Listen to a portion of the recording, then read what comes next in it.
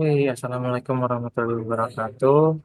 Saya Malik Syah Dermawan, NPM 0221 Jadi di sini saya mau mengajar mata kuliah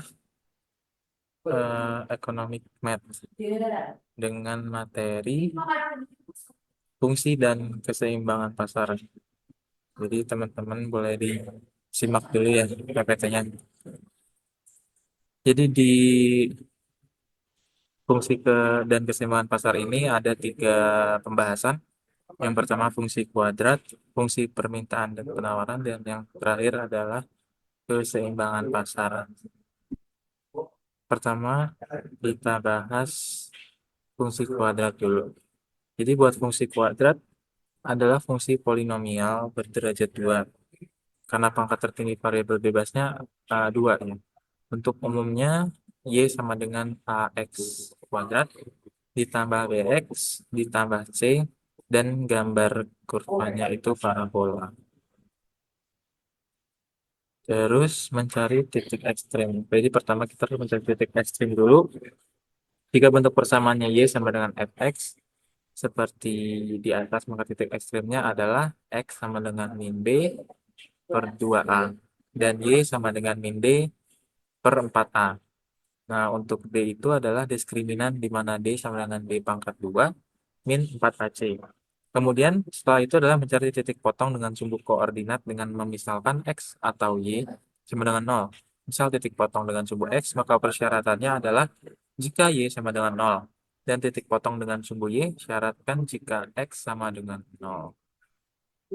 Setelah itu, buat fungsi kuadrat ini kan tadi X sama dengan.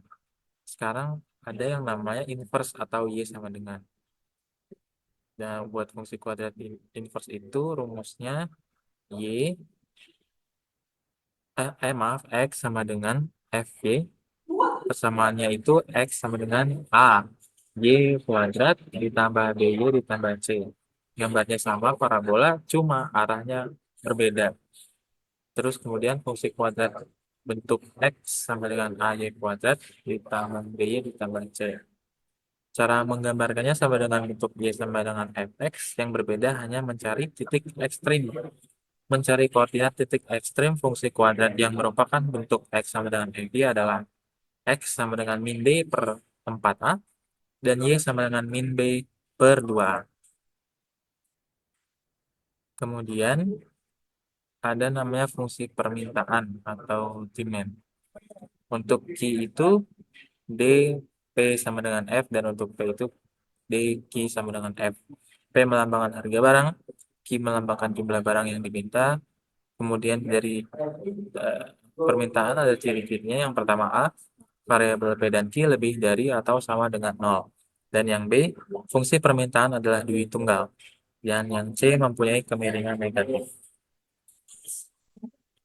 Kemudian ada fungsi penawaran. Kalau ada fungsi permintaan, pastinya ada fungsi penawaran. Untuk Q-nya S, P sama dengan F, dan P-nya S, Q sama dengan F. P melambangkan harga barang, Q melambangkan jumlah barang yang ditawarkan dengan ciri-cirinya A variabel, P dan Q lebih dari atau sama dengan 0. Dan B, fungsi penawaran adalah tunggal. C, mempunyai kemiringan positif. Kemudian yang terakhir ada keseimbangan pasar. Perpotongan antara fungsi permintaan dan penawaran adalah keseimbangan pasar atau market equilibrium dengan lambangnya E. Syarat keseimbangan pasarnya adalah D sama dengan S, PD sama dengan PS, ID sama dengan QS, dan E yang tadi sama dengan equilibrium, P harga keseimbangan pasar, dan QE kuantitas keseimbangan pasar. Lalu ada juga pajak. Jadi untuk pajak yang dikenakan atas penjualan suatu barang menyebabkan harga jual barang tersebut naik.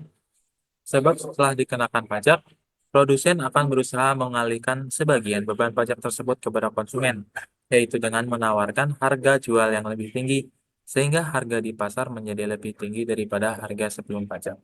Pengenaan pajak sebesar T atas setiap unit barang yang dijual menyebabkan kurva penawaran bergeser ke atas dengan penggal yang lebih besar atau lebih tinggi pada sumbu harga Jika sebelum pajak persamaan penawarannya P sama dengan A ditambah BQ, maka sesudah pajak ia akan menjadi P sama dengan A ditambah BQ ditambah T sama dengan A tambah T ditambah BQ. Dengan kurva penawaran yang lebih tinggi, keseimbangan pun akan bergeser menjadi lebih tinggi. Kemudian ada soal latihan. Pertama, sebuah fungsi permintaan suatu barang adalah P sama dengan 30 min 2Q, sedangkan penawarannya adalah berpotongan tegak lurus dengan fungsi permintaannya dan mempunyai intercept tegak pada suatu P sebesar 10. Buatlah fungsi penawarannya, kemudian carilah keseimbangan pasarnya dan gambarkan kurvanya. Untuk soal yang kedua, fungsi permintaan suatu barang adalah P sama dengan 25 min Q dan penawarannya adalah P sama dengan 10 ditambah 2Q. Terhadap barang tersebut dikenakan pajak spesifik sebesar 3 per unit. A. Hitunglah keseimbangan pasar sebelum dan setelah pajak. B. Berapa pajak yang ditanggung konsumen dan berapa yang ditanggung produsen. Kemudian gambarkan kurvanya. Oke, ayo kita demo.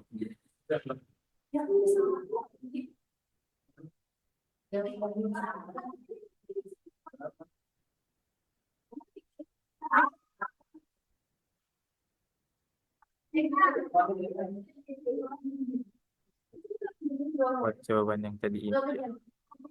Jadi kita pertama kan udah tahu ya persamaan di permintaan. Permintaan suatu barang artinya demand. Persamaannya itu P sama dengan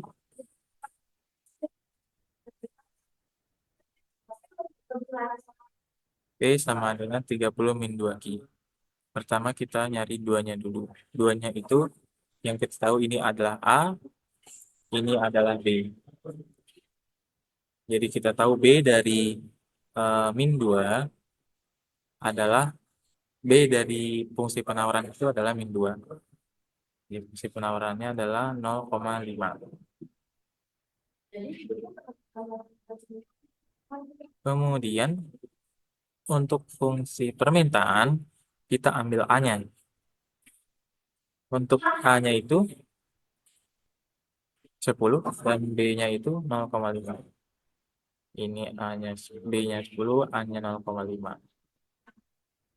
Setelah itu diminta untuk kita udah tahu buatlah fungsi penawarannya. Kemudian kita cari keseimbangan pasarnya. Keseimbangan pasarnya, market equilibrium yang tadi rumusnya D sama dengan S, berarti persamaan demand sama dengan persamaan supply. Dapatlah persamaan 2,5 Q sama dengan 20. Kemudian kita masukkan Q sama dengan 8. Kita masukkan Q sama dengan 8.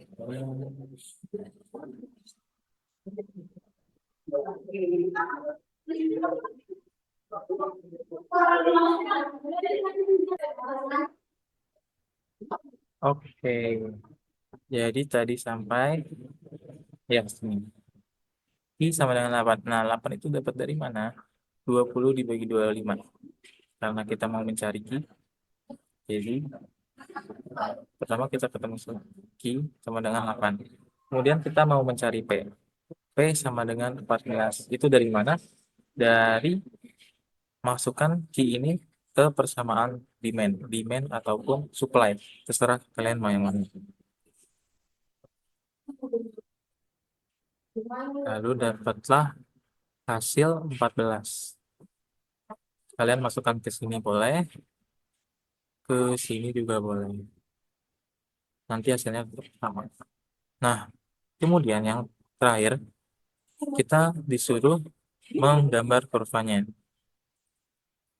Tadi kan udah dijelasin ya, kalau mau menggambar kurva itu baik persamaan demand dan supply dibuat Q sama dengan 0 dan P sama dengan 0.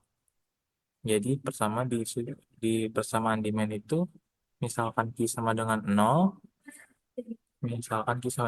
maka yang sisa adalah 30. Kemudian kan misalkan P sama dengan 0. Misalkan P sama dengan 0, maka seperti ini. Q-nya pindah ruas ke kiri, jadi plus. Kemudian 30 dibagi 2 sama dengan 15, dapatlah hasil 15.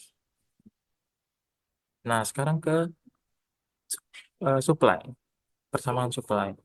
Dengan persamaan P sama dengan 10 tambah 0,5 Q sama Q sama dengan 0. Q sama dengan 0, berarti bisa 10. Kemudian P sama dengan 0. Berarti sama kayak tadi, di sininya 0. Kemudian 0,5-nya pindah ke kiri jadi minus. Kemudian 10 dibagi 10 dibagi min 0,5.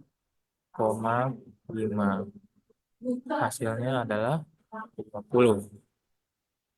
Setelah itu kita bikin garis gambarnya. Pertama bikin dulu garis P dan Q. Lalu setelah kalian dapat keseimbangan pasarnya yang tadi 8 dan 14, kalian masukin fungsi P di P14, di Q8, kemudian kalian hubungin ke sini. Lalu yang tadi yang 30, 5 berpasangan dengan 15, 30 berpasangan dengan 15, kemudian min 20 dengan 10, kalian garisin ke sini, lalu kalian dapatlah titik equilibrium. Titik di mana pertemuan garis-garis berpotong. Oke. Oke, sekarang lanjut ke soal yang nomor 2. Jadi di soal nomor 2 itu diminta hitung keseimbangan pasar sebelum dan setelah pajak. Berapa pajak yang ditanggung konsumen dan berapa yang ditanggung produsen, dan kemudian gambar kurvanya. Eh,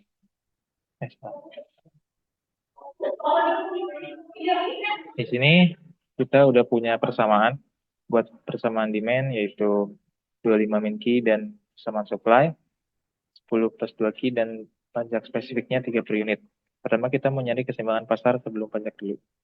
Dengan rumusnya D sama dengan S, kita masukin persamaannya D sama dengan S. Kemudian pertama kita nyari Q-nya dulu, dapat 3 Q sama dengan 15, Q sama dengan 5. Lalu kita nyari P-nya, tinggal masukin aja ke persamaan.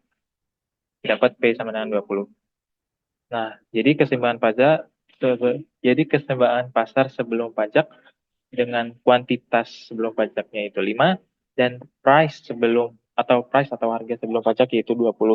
Setelah itu kita mau nyari keseimbangan pasar setelah pajak, di mana rumusnya D sama dengan ST. Kita udah tahu persamaan demand-nya, tinggal kita nyari persamaan ST-nya. Ini tinggal ditambahin dari fungsi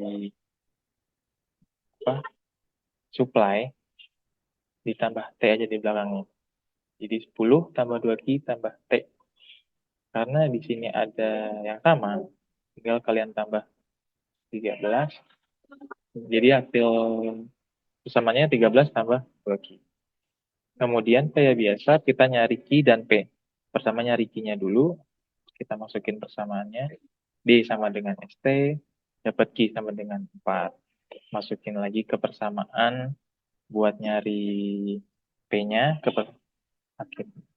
Dan dapat hasil P sama dengan 21. Atau kalian mau masukin ke fungsi ST juga bisa. Seperti ini. Sama hasilnya juga 21. Jadi keseimbangan pasar setelah pajak dengan kuantitinya 4 dan price-nya 21. Kemudian yang D, pajak yang ditanggung konsumen. Rumus dari pajak yang ditanggung konsumen itu price setelah pajak dikurang price sebelum pajak dikali quantity setelah pajak. Kita udah tahu angka-angkanya, kita udah nyari sebelumnya, tinggal masukin aja 21 kurang 20 kali 4 dapat hasil 4. Untuk pajak yang ditanggung produsen, rumusnya adalah T dikurang price setelah pajak, kemudian dikurang price before tax atau sebelum pajak, dikali quantity after tax atau pajak. Pajak spesifiknya masukin 3, kemudian pajak price setelah pajaknya itu 21, price sebelum pajaknya 20, dan quantity setelah pajaknya 4.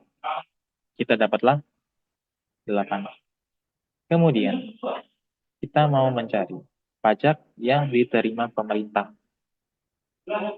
Untuk pajak yang diterima pemerintah, rumusnya itu TK ditambah TP. Pajak yang ditanggung oleh konsumen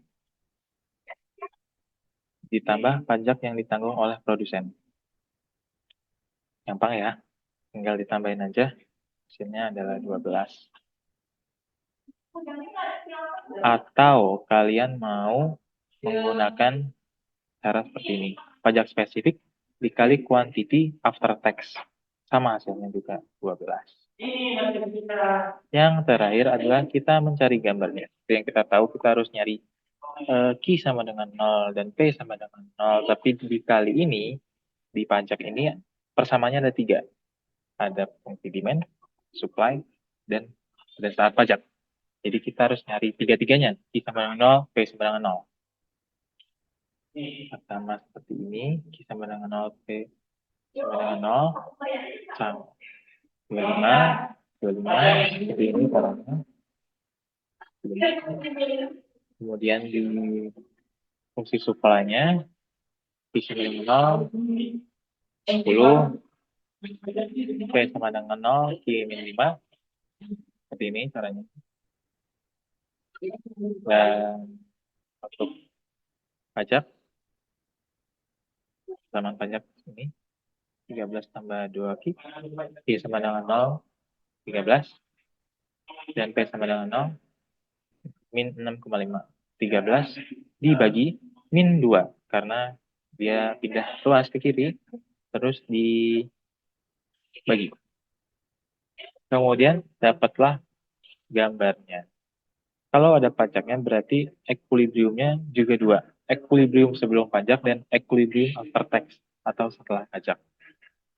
Nah, untuk yang sebelum pajak, kita udah nyari dapat P-nya itu 20 dan Q-nya itu 5.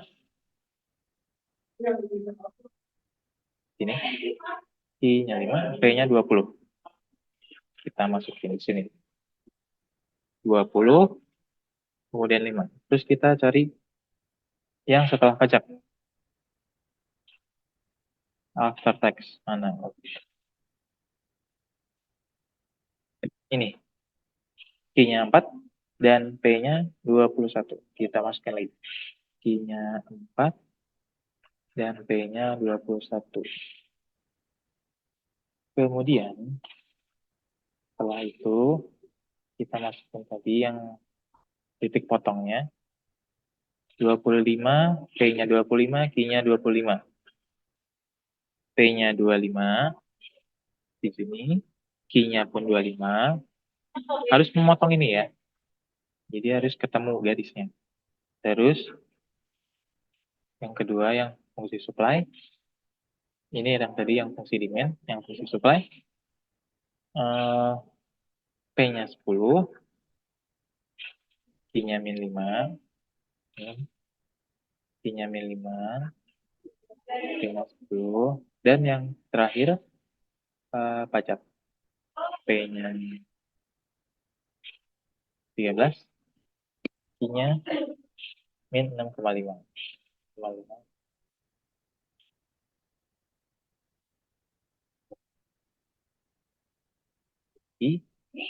Kira-kira seperti itu mengenai keseimbangan fungsi dan keseimbangan pasar. Tadi Buya jelasin teori-teorinya, rumus-rumusnya juga udah ada. Untuk UTS kurang lebih sama kayak gini, mencari equilibrium, menggambar, ingat aja rumus-rumusnya. Kemudian untuk pajak sama yang dicari 3 itu, untuk konsumen, produsen, kemudian pemerintah sebelum dan setelah pajak, dan menggambarkan dan gambar, paling gitu aja buat tes.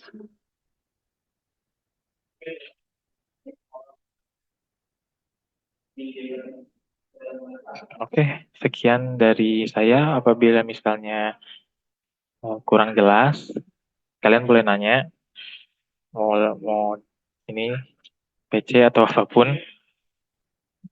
Mohon maaf sebelumnya, misalnya ada yang kurang atau yang lebih.